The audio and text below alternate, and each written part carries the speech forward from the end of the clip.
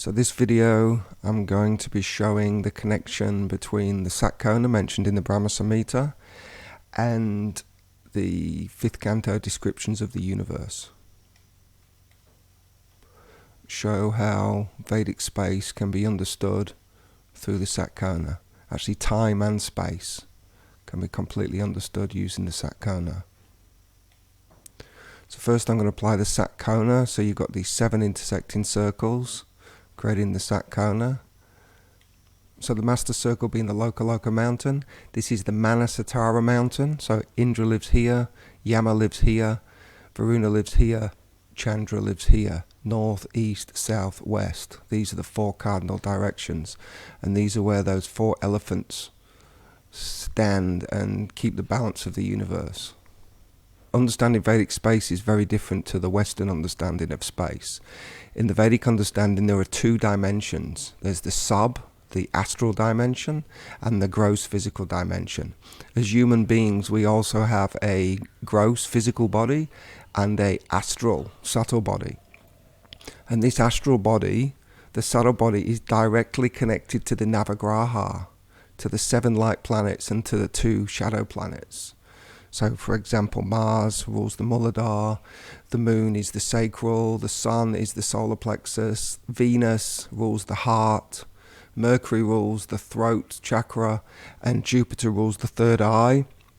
Saturn rules the Sahasrara, so the doorway to the subconscious, which is the Brahmarandra. In Vedic time, it was understood, well, in the Upanishads, the human body is said to have 11 gates. So it has the 9 physical gates, the mouth, nostrils, eyes, ears, etc. And it also has 2 subtle gates. The 10th gate is the Ajna chakra, the 3rd eye, the Divya Chakshu. The 11th gate is the Brahmarandra, the doorway to the subconscious.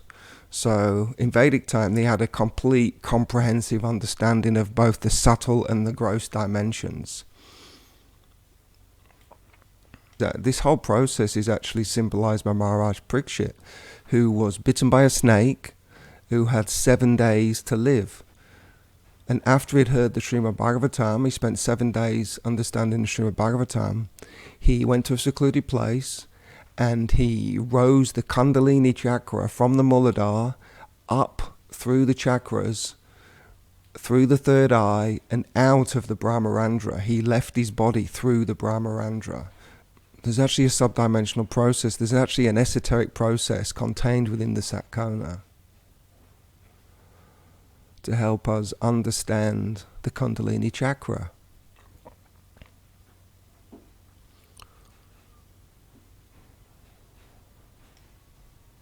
So this is the Manasatara mountain. We're going, so here, above the Manasatara mountain is the movements of the sun.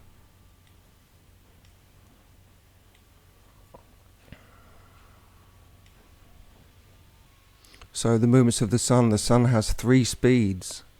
So while the sun is passing towards the north or towards the south or through the equator, in accordance with the Supreme Personality of Godhead, it is said to move slowly, swiftly or moderately. So these are the 3 speeds of the sun. The slow speed, the moderate speed and the swift speed. The northern path and the southern path. The inner movement and the outer movement. The Uttara and the Dakshinayana. Remember, the sun is orbiting above Rahu.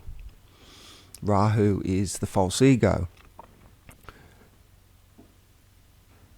Rahu is the severed serpent's head.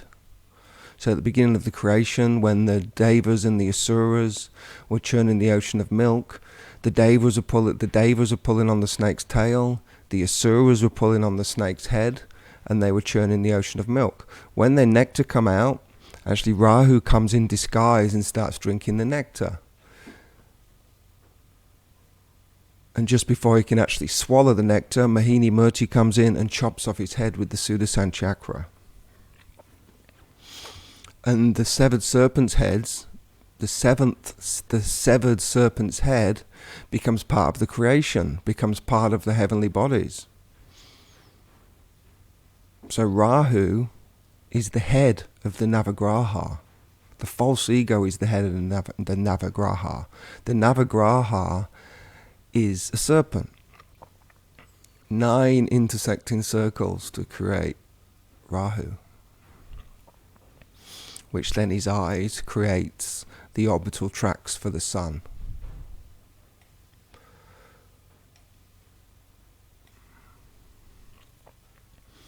So the Manasatara mountain, but where we're trying to get to is the Brahmarandra, the doorway to the subconscious. The doorway to the subconscious. And the whole point of Jyotish is to realize the Kala Chakra, is to realize the Jyotirlingam, or the divine halo, the Jyotirlingam being the pillar of light.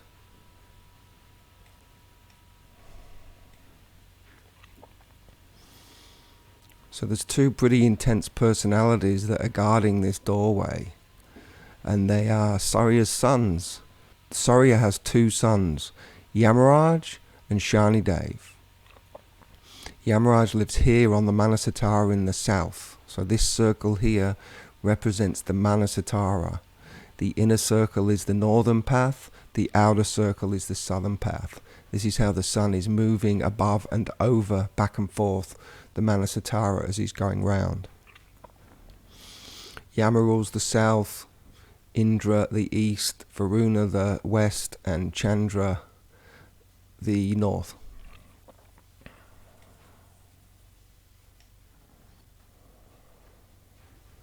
So this is the Konark Sun Temple.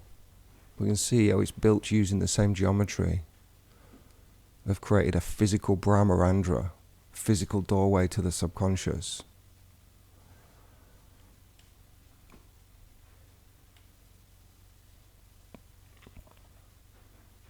So to enter through the doorway, you actually have to give up your false ego. To understand Vedic space, the false ego has to go. We have to give up our conditioned self and our conditioned understanding of the universe and see it from a higher perspective.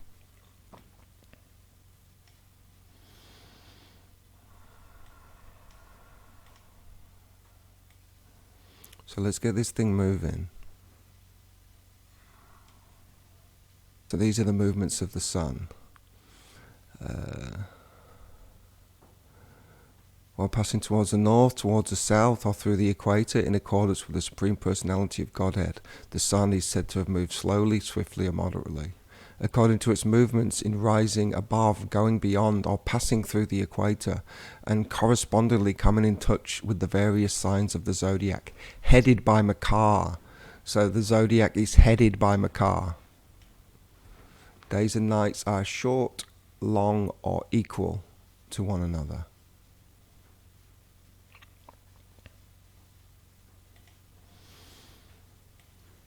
Ruled by Makar.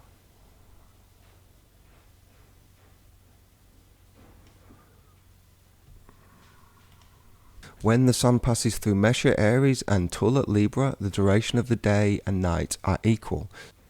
So these are the equinoxes. 322, 922. Sun will be in Aries, sun will be in Libra. When it passes through the 5 signs headed by Taurus, the duration of the day increases until Cancer, and then it gradually decreases by half an hour each month until day and night become equal again in Libra. So that's moving through here. That's going Aries, Taurus, so headed by Taurus, Gemini, Cancer, Leo, Virgo, back to Libra. So that would be the sort of part of the sun's northern path.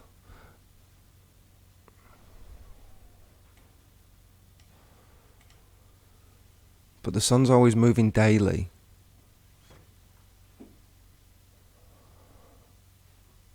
So the sun moves daily, but if you can see, the sun is actually moving back through the signs. That's what's known as the Dakshin winds. So he doesn't move forward through the signs, he's rotating daily, but while he's rotating, he's always moving back through the signs, which is programmed into this model. Just takes a few rotations before it becomes apparent.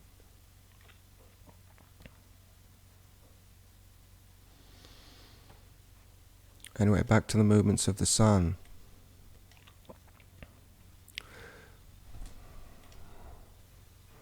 When the sun passes through the 5 signs, beginning with Scorpio, the duration of the day decreases until Makar, Capricorn, and then gradually increases month after month until day and night become equal in Aries again.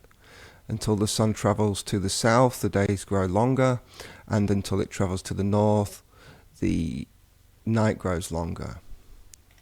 So this can show this here. The rotation of the wheel is set to every 24 hours, so the sun will always stay on the eastern horizon. The sun is moving daily, but if we let this go, we'll actually see how the sun's actually moving through the signs. And it ends up in Cancer on its northern path, Cancer. And then he's going to move back to Libra, so it's back on the equator again. That's in Libra. And then he's going to move out to Makar, 22nd of December, on its most southern path. So you see the sun is in Makar, most southern point. So again, slow, medium, fast. It's on its fastest speed on its outer orbit. And it'll be in the sign of, the sun will be in the sign of Makar. This is where we get the Tropic of Capricorn and the Tropic of Cancer from. And then once it's hit Makar, it moves back again, ends up back in Aries, which creates a complete year, or a Samvatsara. And I know the Vedic astrologers are going to look at this and say there's no progression.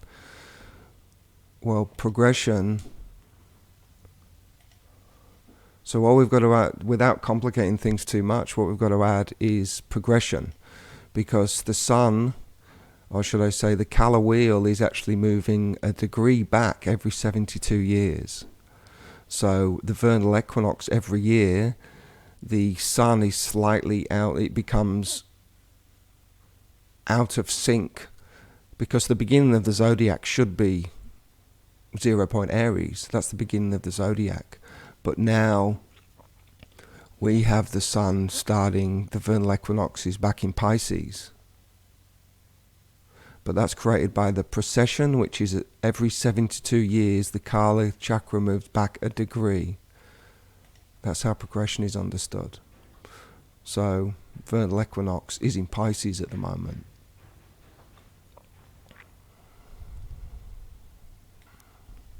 So now we're going to tip the Brahmarandra over and understand the moon. The moon is known as Shashin, one who is marked with a hair. The moon waxes and wanes. The moon is phasing. So the moon is moving above the sun. This is the moon starting full moon. And as we can see, the sun is moving back through the nakshatras, spending a day in each nakshatra, so every rotation is 1 day. It's also creating the phasing as the sun moves, as it moves away and closer to the sun. That's what creates the phasing. And in the Vedic system, the moon is orbiting daily with the sun. Also, the moon's northern southern path is 13.5 days, so it takes 13.5 days to move from north to south and 13.5 days to move from south to north, where the sun is doing that in 6 months. But even on this, we can see how the sun is moving back through the signs. Started off in Aries, it's moving back, it's nearly halfway through Aries.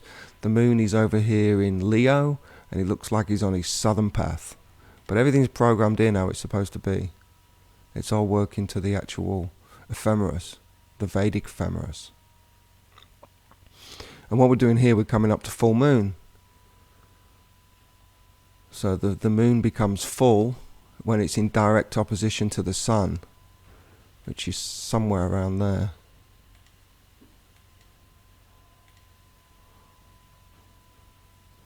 Which is basically that. So we can see the sun's on its northern path, it's heading to Cancer, it's heading on to the Tropic of Cancer as it moves back through the signs and also in. The moon's doing that way quicker, spending 2.5 days in each sign, spending a day in each nakshatra Because remember, the nakshatras are Chandra's wives. These are 27 Chandra's wives. Or Daksha's daughters. Daksha having a goat's head. Again, Capricorn.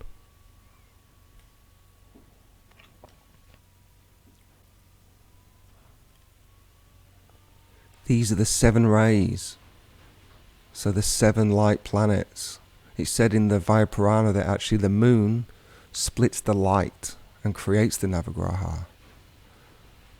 So that is actually the Navagraha according to the Satkona.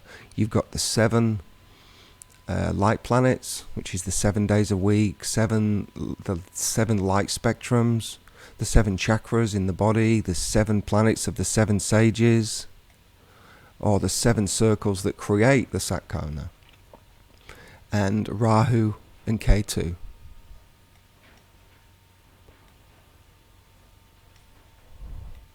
I mean this Rahu and Ketu. So now let's have a look at Rahu. So like we were saying before, Rahu is the severed serpent's head. You know, Ketu being the tail, Rahu being the head.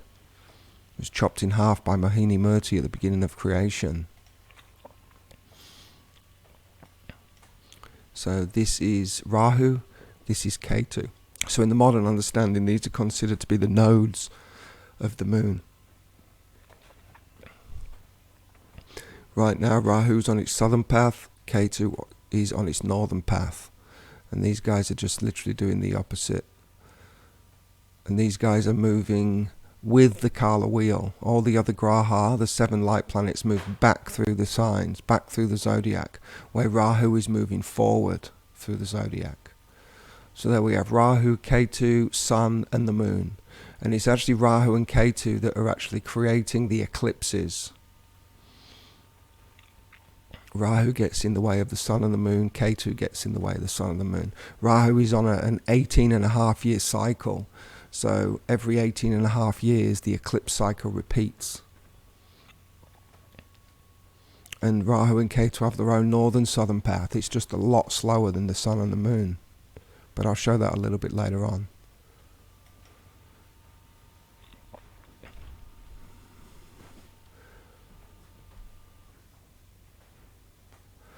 So above the rays of the sun, by a distance of 100,000 yojanas, is the moon, which travels faster than the sun. In 2 lunar fortnights, the moon travels through the equivalent of a samvatsara of the sun.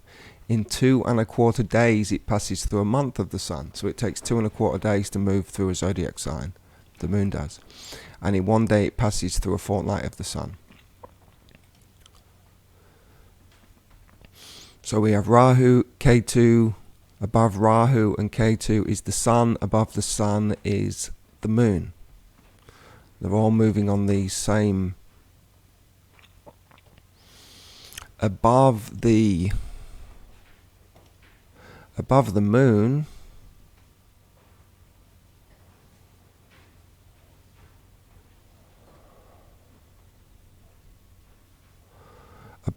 there are 28 important stars headed by Abhijit. So that's the nakshatras. You have the 27 nakshatras, and then you have the star Vega, Abhijit. So this would be the pole star. This is the star Vega. This is Abhijit, the 28th nakshatra. These are the 27 nakshatras. So above the moon is the 27 nakshatras, 28 nakshatras. And above the nakshatras is Venus. Again, all these movements are all properly programmed in. They're all moving exactly how they're supposed to be. It's just sped up. So Sukracharya is another 200,000. So another 200,000 yojanas above the nakshatras is Venus, which moves according to the sun, which moves at almost exactly the same pace as the sun according to swift, slow and moderate movements. Sometimes Venus moves behind the sun, sometimes in front of the sun, and sometimes along with it. Actually, Venus actually creates a pentagram in the sky. And it's understood that Sukracharya is actually the guru of the Asuras. But this is what the pentagram represents, or the Panchakara, which is the or the Kalamukhi, which is the face of time. Actually, this is phi. From there to there is the golden mean. This angle is 108, this angle is 72, this angle is 36.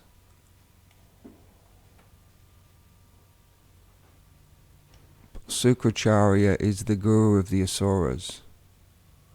But this is what the pentagram represents, sort of that battle between the Devas and the Asuras. But the Asuras worship Venus, they worship Sukra, because he pleases the mind and the senses. You know, you have the mind and the 5 senses.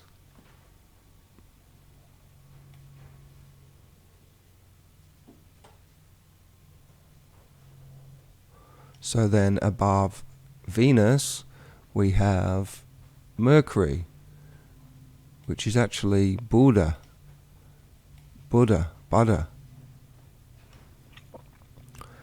So Mercury was born after Chandra and Tara, Tara being the personification of the stars, actually Jupiter's wife, so Jupiter being the third eye.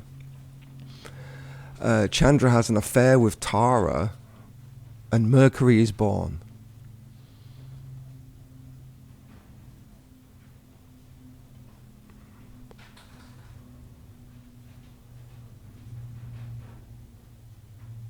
So Chandra has an affair with Tara, and Mercury is born.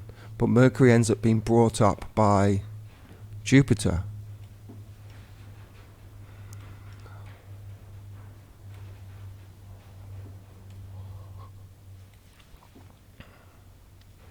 So then we have Mars, which again, Mars is Bhumi's son. Mangala is Bhumi's son, another one of the sons.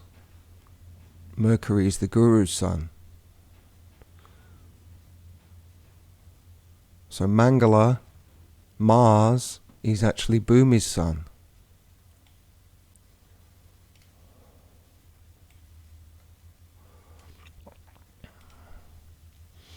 And then above Mars we have Jupiter, which represents the third eye, and above Jupiter is Saturn. So these guys are the Navagraha, you know, the cosmic serpent. And that's how they're all moving above the Manasatara mountain.